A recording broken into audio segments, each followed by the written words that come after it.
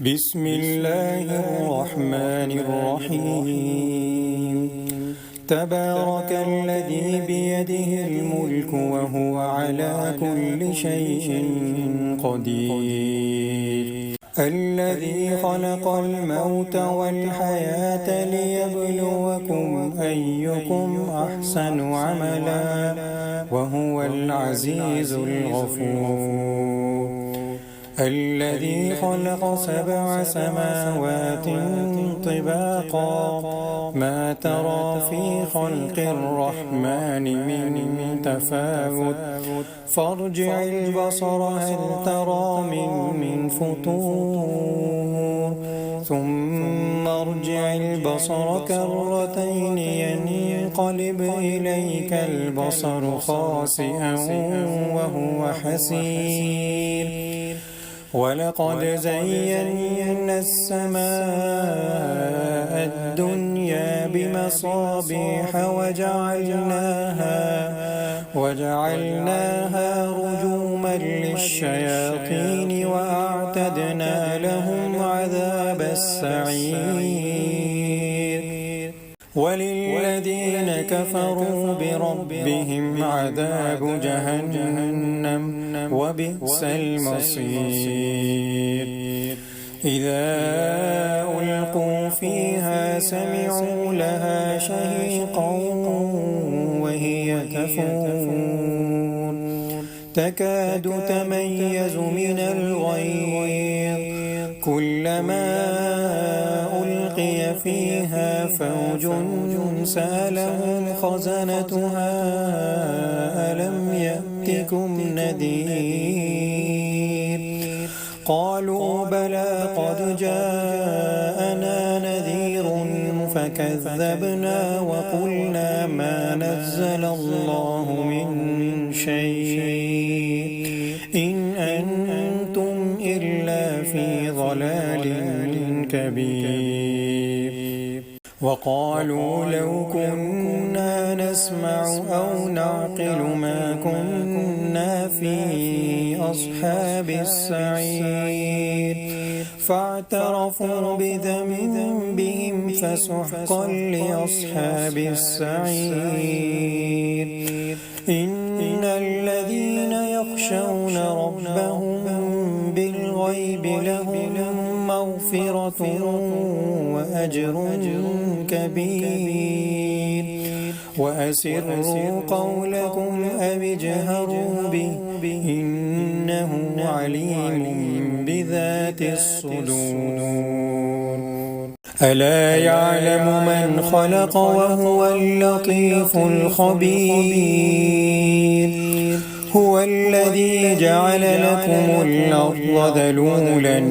فامشوا في مناكبها وكلوا من رزقه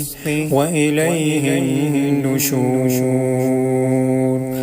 أأمنتم من في السماء أن يخسف بكم الأرض فإذا هي تمور أم أمنتم من في السماء أن يرسل عليكم حاصبا فستعلمون كيف نذير ولقد كذب الذين من قبلهم فكيف كان نكير أولم يروا إلى الطير فوقهم صافات ويقبض ما يمسكهن إلا الرحمن إنه بكل شيء بصير أمن هذا الذي هو جند لكم ينصركم من دون الرحمن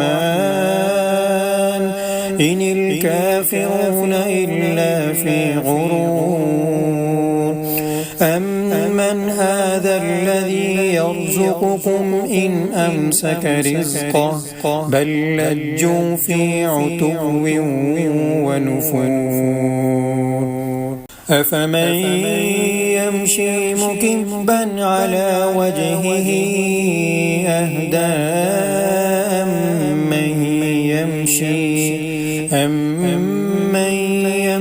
سويا على صراط